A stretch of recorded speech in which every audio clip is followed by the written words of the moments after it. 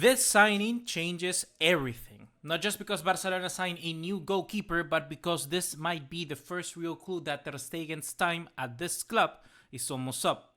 And if I'm right, this move could decide much more than just who starts in goal. It could define the success or the failure of Barcelona's entire season. So stay with me, because in the next few minutes, we are going to break down exactly what Joan Garcia's arrival means for the squad, the dressing room, and for the legacy of one of Barcelona's longest serving players. And like I said, the end of Ter Stegen. And after everything we've seen from him lately, honestly, that doesn't sound like such a bad idea, does it? What's going on, guys? ¿Cómo están? BugaLuis here, and welcome back to another video here on the channel. And today we got the here we go, because Joan Garcia, he has signed for Barcelona. We need to talk about why he signed for the club, why the timing matters, and why this move could be the clearest signing yet that the end of Barcelona's previous humiliating transitional period is about to come to an end. It's not since I was 15 years of age that Barcelona changed the goalkeeper. Since Bravo came in, and Ter Stegen as well. One experienced, one young keeper, and each of them was going to play out either Champions League games, La Liga games.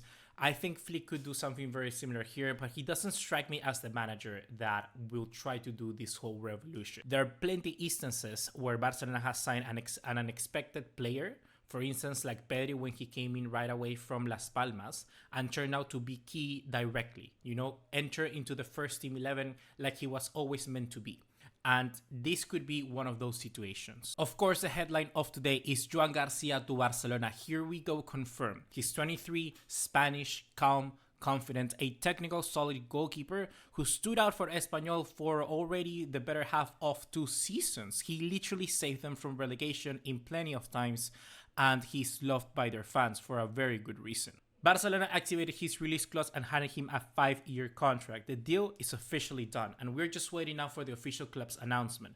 What's really good for me in this opinion, what I have of this opinion, is that I really like that Joan Garcia basically has accepted all of the clauses that Barcelona put into the contract. It really shows the desire and the want of the player to come here. I want to take a moment to reflect and see how rare is it for Barcelona to move fast and decisive on domestic talent. Like, we've seen plenty of indecisions before where we've had to go for Ousmane Dembele, where we go with Griezmann, Coutinho, players of big money to try and replace positions that have been, occupied for a good player, a world-class player for a very long time. And let's say we wanted to replace Iniesta with Coutinho, one of the best midfielders in the Premier League at his time. And now we are going for domestic talent. We're trying to replace our goalkeeper, who has been a very good goalkeeper for a long time, for almost a decade. We are now going to get a domestic talent, a youth prospect to go into the fold of that position. And I think that's a good sign. It's a good sign that Barcelona is trying to learn from the past mistakes. And I think that's one of the smartest things you can ever make in sport, in football, in life. In other words, Joan Garcia basically is a great signing. He's low cost, high potential, he's homegrown, which of course helps with La Liga regulations. And most importantly, he's available and he's ready.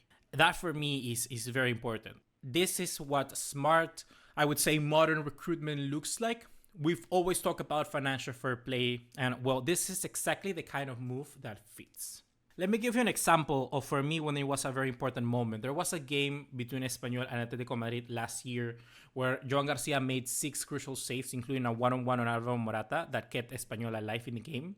And that kind of composure against that kind of opponent is not common for a 23-year-old. Well, now 24. When we take a look at that composure against other keepers, I think Ter Stegen have not been looking good. We understand that. A lot of people will make that vouch for that, saying that Ter Stegen is not showing up on the biggest occasions. I mean, he was never the biggest one to save us in certain occasions, for instance, in the Champions League. We've seen how sometimes even bad teams that are suffering in the current present moment, with a good goalkeeper, they can really show up and they can really turn up and maybe have a few good results here and there, particularly when the goalkeepers are all about being shot stoppers. Like, I remember De Gea with Manchester United. And I think that we saw that a little bit with Chesney, because Chesney is not the best with his feet. He definitely doesn't fit into the mold of a Barcelona keeper, but he is that, you know, he's a proper goalkeeper, and he saved us time and time again in the game against Benfica. I remember one of you guys in the comment section did tell me that, and I went back and looked at it, and yeah, it's true. He did save us a lot in the game against Benfica, in good games. In El Clásico, Iñaki Peña even as well. He did very good in, I think, the first El Clásico of the season. So there's plenty of instances where Barcelona has suffered because we didn't have a goalkeeper that could turn up for those occasions. And now if we can have somebody who's consistent, someone who has potential, and someone who can grow into the team, but is already has that potential, that composure, that sort of mentality, it's going to be a hit. I mean, Joan Garcia, he has already proven himself in La Liga, facing teams like Atletico, Villarreal, Real Madrid, and even in games, not even in games, in most games where Espanyol are going to be outmatched because just simply how they play, because they're such a small club. A dig on Espanyol right there.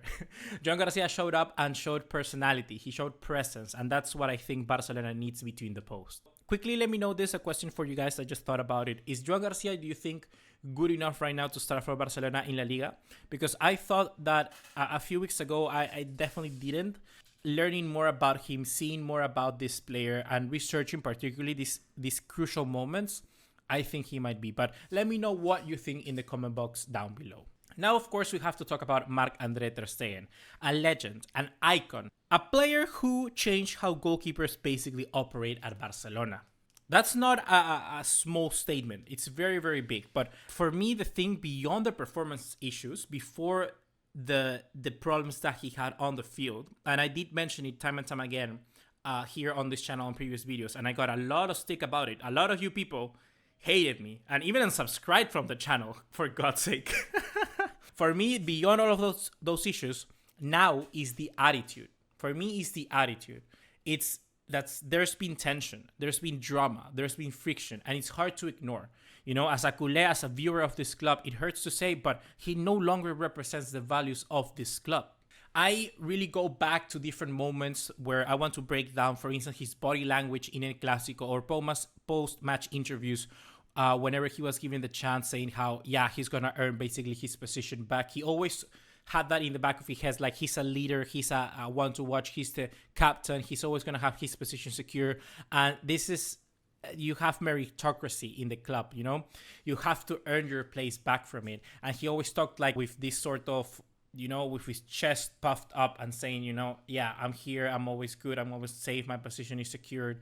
And I don't think that's what I want to see. And plus, there's all of these rumors that he was sort of the mole in the team and inciting, you know, all of these locker room incidents. So for me, yeah, the attitude of Ter Stegen has really, really changed. And seeing how he has acted basically now and not wanting to progress and actually do it for the love of the club, I think it's hurting, and it's hurting me to see quite a lot. So my mind has been changing completely on Ter Stegen, and I think that always changing your mind is a good thing. So please, guys, do not keep yourself always locked to one idea.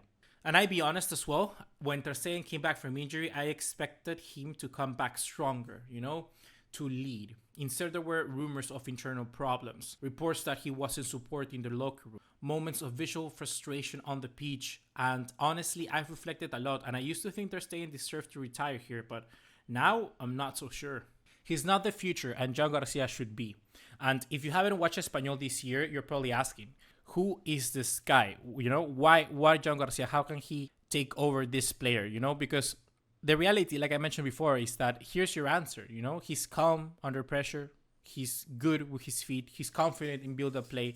And I think he fits the Barcelona style and probably will better than many keepers we have in the past, particularly the style of Hansi Flick. I think he's a good shot stopper, very composed under the sticks, but can develop into that player that we want with the ball as well.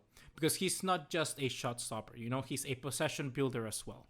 And I like that from Joan Garcia. Against Villarreal this season, he completed 87% of his passes under pressure, which included progressive through balls that really broke the first line of defense of Villarreal, which for a goalkeeper is very, very impressive. That's not normal for someone at relegation threatened team. You know, that's not normal for someone of that level, of that caliber, of playing in that sort of side. He played in the struggling Espanyol side and still stood out, and that tells you a lot. You know, he's not flashy, he's just efficient. This is a player who doesn't need hype. He lets performances, I think, speak for himself. And that humility, that's something that this club needs more of, particularly with the way that our goalkeeper has been handling this situation. I think this would be a good moment, guys, to let you know that so far, if you're enjoying the video, please like and subscribe to the channel. Also, make sure to check out the playlist I made gearing up for next season in the description down below. I've got transfers, predictions, lists, tactical previews, everything you need to stay ahead of the game.